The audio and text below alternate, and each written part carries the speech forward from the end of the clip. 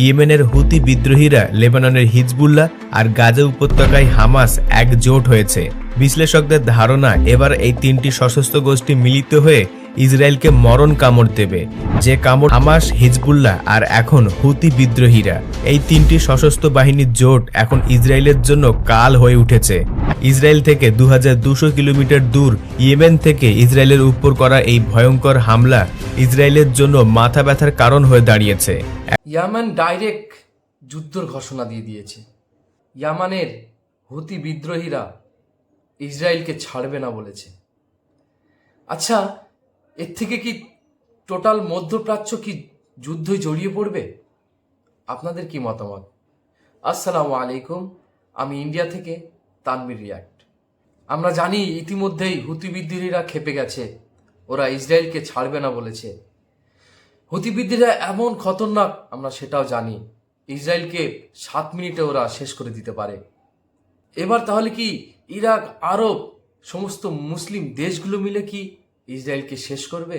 চলুন, আমাদের এক ভাই অদ্ভুত নলেজ, সে খুব সুন্দর একটি মন্তব্য করেছে, ভিডিওর সাহায্যে আমরা দেখে নেব। চলুন। আর যদি আপনারা ফিলিস্তিনদেরকে একটু ভালোবেসে থাকেন তাহলে অবশ্যই ভিডিওটি একটি লাইক করবেন। ইয়েমেন দিয়েছে যুদ্ধের ঘোষণা। ইসরায়েলের বিরুদ্ধে যুদ্ধে নেমেছে ইয়েমেনের হুতি বিদ্রোহীরা। ইসরায়েলের উপর একটানা বেশ কয়েকটি মিসাইল হামলা চালিয়েছে। এবার ইসরায়েলের অবস্থা কোন দিকে যাচ্ছে সেটা হয়তো আমরা প্রত্যেকেই অনুমান করতে পারবো। অনেকের ধারণা ইয়েমেন এই যুদ্ধের রূপটাই পাল্টে দেবে। বর্তমানে গোটা মধ্যপ্রাচ্য জুড়ে অস্থিরতা ছড়িয়ে পড়েছে। একে একে প্রত্যেকটি আরব দেশ একজোট হওয়া শুরু হয়েছে ইসরায়েলকে সম্পূর্ণভাবে ধ্বংস করার জন্য। ইয়েমেনের হুতি বিদ্রোহীরা, লেবাননের হিজবুল্লাহ আর গাজা উপত্যকায় হামাস একজোট হয়েছে। বিশ্লেষকদের ধারণা এবার এই তিনটি সশস্ত্র গোষ্ঠী মিলিত হয়ে ইসরায়েলকে মরণ কামড় দেবে, যে কামড় সহ্য করতে না পেরে ইসরায়েলের বিনাশ হবে। সমগ্র পৃথিবী জুড়ে বিভিন্ন দেশে ফিলিস্তিনিদের সাপোর্টে আন্দোলন শুরু হয়েছে।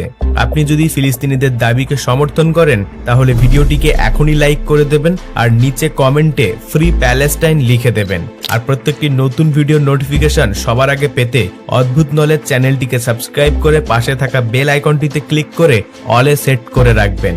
ফিরে আসছি ভিডিওর মূল টপিকে। হামাস, হিজবুল্লাহ আর এখন হুতি বিদ্রোহীরা, এই তিনটি সশস্ত্র বাহিনীর জোট এখন ইসরায়েলের জন্য কাল হয়ে উঠেছে। এতদিন পর্যন্ত হামাস এবং হিজবুল্লাহ ইসরায়েলকে আতঙ্কের মধ্যে রেখেছিল, কিন্তু এখন ইয়েমেনের হুতি বিদ্রোহীরা ইসরায়েলের সঙ্গে যুদ্ধের ঘোষণা করে দিয়েছে। সোমবার দক্ষিণ ইসরায়েলে কন্টিনিউয়াসলি মিসাইল হামলা চলেছে, আর এই মিসাইল হামলার দায়ভার ইয়েমেনের হুতি বিদ্রোহীরা নিয়েছে। অপর পাশে তারা সরাসরি ইসরায়েলকে যুদ্ধের হুঁশিয়ারি দিয়েছে।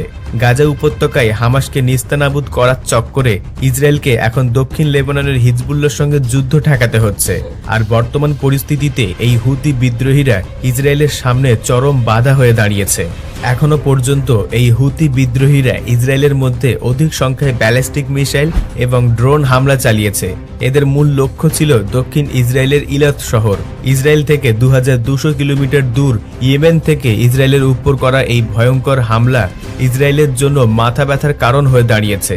এখন ইসরায়েলের প্রত্যেকটি নাগরিক চরম আতঙ্কের মধ্যে রয়েছে। ইতিপূর্বে আপনারা হয়তো দেখেছেন ইসরায়েলের অনেক টিকটকার আছে যারা ফিলিস্তিনিদের নিরীহ মানুষের উপর অত্যাচার দেখে তাদেরকে নিয়ে হাসি মজার টিকটক করেছিল। ফিলিস্তিনিদের পানীয় জল এবং ইলেকট্রিক সাপ্লাই বন্ধ করে দেওয়ায় তাদের এই দুর্দশা দেখে তাদের নিয়ে মজার টিকটক বানিয়েছিল। আজ সেই টিকটকাররা ইসরায়েলের মধ্যে আতঙ্কে রয়েছে। বারংবার প্রাণের ভয়ে বাংকারের মধ্যে ঢুকে যেতে হচ্ছে। কখন কোন দিক থেকে আক্রমণ হবে এটা ইসরায়েল সরকারও ঠিকমতো জানে না। এই তিনটি সশস্ত্র গোষ্ঠী ইসরায়েলের ঘুম হারাম করে ছেড়েছে। নিউজ পোর্টালের তথ্য অনুসারে এই সকল মিসাইল হামলাগুলি ইয়েমেনের রাজধানী সানা থেকে করা হয়েছে। হুতি বিদ্রোহীরা যুদ্ধে অংশগ্রহণ নেওয়ার ফলে আমেরিকা এবং ইসরায়েল ঝামেলায় পড়ে গিয়েছে, কারণ এই সশস্ত্র গোষ্ঠী আমেরিকা এবং ইসরায়েলকে তাদের সবচেয়ে বড় শত্রু মনে করে, যার ফলে এই যুদ্ধের সঙ্গে তাদের কোনো সম্পর্ক না থাকা সত্ত্বেও তারা যুদ্ধে অংশগ্রহণ নিয়েছে আর হামাসের সাপোর্টে ইসরায়েলের উপর মিসাইল হামলা চালিয়েছে। যদিও বা হুতি বিদ্রোহীরা এখনো পর্যন্ত খুব বেশি মিসাইল হামলা চালায়নি, দু একটি মিসাইল হামলা চালিয়েছিল যেগুলি ইসরায়েলের আকাশ প্রতিরক্ষা ব্যবস্থা ধ্বংস করে দিয়েছে। এতদিন পর্যন্ত ইসরায়েলের আয়রন ড্রোম প্রতিরক্ষা ব্যবস্থার কথা শুনে এসেছেন। আপনাদের জানার উদ্দেশ্যে বলে রাখি, ইসরায়েলের এই আকাশ প্রতিরক্ষা ব্যবস্থা কম রেঞ্জের জন্য, কিন্তু ইসরায়েলের অ্যারো ডিফেন্স সিস্টেম একটু বেশি রেঞ্জের আকাশ প্রতিরক্ষা ব্যবস্থা। আর এই যুদ্ধের সময়কালে ইসরায়েল প্রথমবার অ্যারো ডিফেন্স সিস্টেম ব্যবহার করেছে, সেটাও আবার হুতি বিদ্রোহীদের মিসাইলকে আটকানোর জন্য। এই মিসাইল হামলা ঘটনার পর গোটা ইলত শহর জুড়ে সাইরেন বাজা শুরু হয়ে যায়, আর সেখানে থাকা ইহুদি ইসরায়েল নাগরিক কে কোন দিক দিয়ে পালাবে পথ খুঁজে পায় না। ইসরায়েলের প্রত্যেকটি নাগরিক প্রাণের ভয়ে বাংকারের মধ্যে লুকিয়ে পড়ে। অপর পাশে ইসরায়েলের ফাইটার জেট হুতি বিদ্রোহীদের তরফ থেকে আসা ড্রোনগুলিকে ধ্বংস করে দেয়। হুতি সরকারের প্রধানমন্ত্রী এক বিবৃতিতে জানিয়েছে, আমরা আমাদের কাছের মানুষ এবং আমাদের পরিজনকে গাজা উপত্যকায় এইভাবে মরার জন্য ছেড়ে দিতে পারি না। এই সশস্ত্র গোষ্ঠীটি ইসরায়েলকে হুঁশিয়ারি দিয়েছে, গাজা উপত্যকায় যদি যুদ্ধবিরতি না হয় তাহলে তারা ইসরায়েলের উপর আরো শত শত মিসাইল হামলা চালাবে। আর এই সকল মিসাইল হামলাগুলিকে আটকানোর জন্য ইসরায়েলের কোনো রকম আকাশ প্রতিরক্ষা ব্যবস্থা কাজে আসবে না। আপনাদের জানার উদ্দেশ্যে বলে রাখি, এই হুতি বিদ্রোহীরা ইয়েমেনের একটা বড় অংশ নিজেদের দখলে রেখে দিয়েছে। 2014 সালে এই সশস্ত্র গোষ্ঠীটি ইয়েমেনের রাজধানী নিজেদের দখলে নিয়ে নেয়। তবে এই সশস্ত্র গোষ্ঠীটি ইরান থেকে সম্পূর্ণভাবে সাহায্য পেয়ে থাকে। গোয়েন্দা সূত্র মারফত জানা গিয়েছে, ইরান তাদেরকে অস্ত্র সাপ্লাই দিয়ে থাকে। ইতিপূর্বে হুতি বিদ্রোহী এবং সৌদি আরবের সঙ্গে শিয়া সুন্নির একটা দ্বন্দ্ব বিবাদ ছিল, কিন্তু বর্তমানে এই সকল সশস্ত্র গোষ্ঠী এবং সৌদি আরবের মুখে শুধুমাত্র একটাই কথা, সেটা হচ্ছে ফিলিস্তিন। অর্থাৎ প্রত্যেকটি দেশ এবং প্রত্যেকটি সংস্থা একত্রিত হয়ে ফিলিস্তিনিদের দাবিকে সমর্থন দিয়েছে। বর্তমানে গোয়েন্দা তথ্য মারফত এটা বলা হচ্ছে যে ইরান খুব চালাকির সঙ্গে কখনো হিজবুল্লাহ, কখনো হুতি বিদ্রোহী, আবার কখনো জেহাদি গ্রুপকে ইসরায়েলের সঙ্গে লড়াই করার জন্য এগিয়ে দিচ্ছে। এখন হয়তো আপনাদের মধ্যে অনেকের মাথায় প্রশ্ন আসতে পারে, ইয়েমেনের এই হুতি বিদ্রোহীরা ইসরায়েলের কি কোনো ক্ষতি করতে পারবে? দেখুন, এ বিষয়ে এখনো পর্যন্ত কোনো কিছু বলা যাবে না, কারণ বিশ্লেষকদের ধারণা এই হুতি বিদ্রোহীরা অনেক ডেঞ্জারাস, আর ইসরায়েলকে ক্ষমতা থেকে সরানোর জন্য তারা অনেক ভয়ঙ্কর পদক্ষেপ নিতে পারে। তবে বর্তমানে সবথেকে ভয়ঙ্কর পরিস্থিতি এটাই যে গোটা মধ্যপ্রাচ্য জুড়ে অস্থিরতা তৈরি হয়েছে, আর সকল সশস্ত্র গোষ্ঠী এবং প্রত্যেকটি মধ্যপ্রাচ্যের দেশ যখন একজোট হয়ে ইসরায়েলের উপর হামলা চালাবে, তখন ইসরায়েলের কি হবে?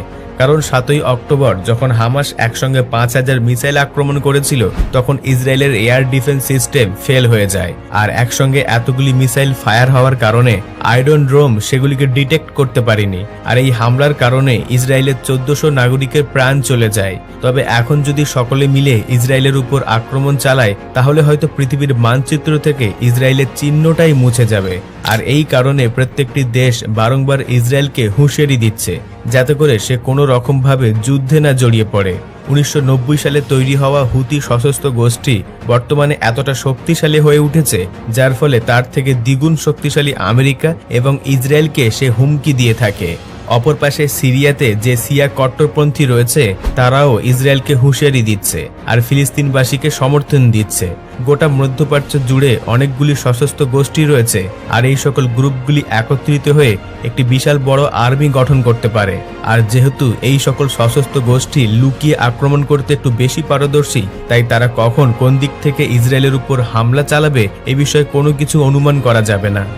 যখন কোনো যুদ্ধক্ষেত্র বা যুদ্ধ পরিস্থিতি অপ্রত্যাশিত হয়ে উঠবে, তখন সেখানে কি পরিমাণ ধ্বংসযজ্ঞ চলবে সে বিষয়ে কিছুই বলা যাবে না। যখন কোনো শত্রুপক্ষের সম্পর্কে ধারণা থাকবে, তখন তাদের সঙ্গে লড়াই করাটা সম্ভব, কিন্তু যখন সেই শত্রুপক্ষ সম্পর্কে কোনো রকমের তথ্য জানা থাকবে না, তখন তাদের সঙ্গে লড়াই করে পেরে ওঠাটা খুব কঠিন। আর এখনো পর্যন্ত যতগুলি সংগঠন দেখেছেন, সেটা হতে পারে হিজবুল্লাহ, সেটা হতে পারে হামাস, হুতি বিদ্রোহী, শিয়া গ্রুপ কিংবা জেহাদি গ্রুপ, এই রকমই আরো বেশ কয়েকটি গ্রুপ রয়েছে যারা একত্রিত হয়ে যে কোনো অপারেশন চালাতে পারে, কারণ এদেরকে ট্রেনিং দিয়েছে ইরানের কুডস ফোর্স।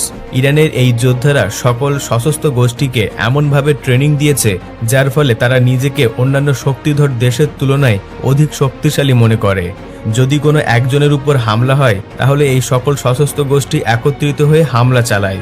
এই সকল তথ্যগুলি পাওয়ার পর এটা বলা বাহুল্য যে ইসরায়েল এক প্রকার স্থল অভিযান করতে গিয়ে ফাঁদে পড়ে গিয়েছে। ইসরায়েল ভেবেছিল হামাসের চিহ্ন মুছে দেবে, কিন্তু আজ সে নিজেই বিপদে পড়ে গিয়েছে। তবে কিছু বিশ্লেষকদের ধারণা, ইসরায়েল সরকার নেতানিয়াহু এই যুদ্ধ নিজে থেকেই বাড়িয়ে তুলেছে, কারণ তার কিছু দুর্নীতি রয়েছে। আর এই সকল দুর্নীতিগুলিকে চেপে দেওয়ার জন্য এবং দেশের জনগণের কাছে নিজেকে অনেক ভালো আর শক্তিশালী নেতা দেখানোর চক্করে সে চরম ফাঁদে পড়ে গিয়েছে।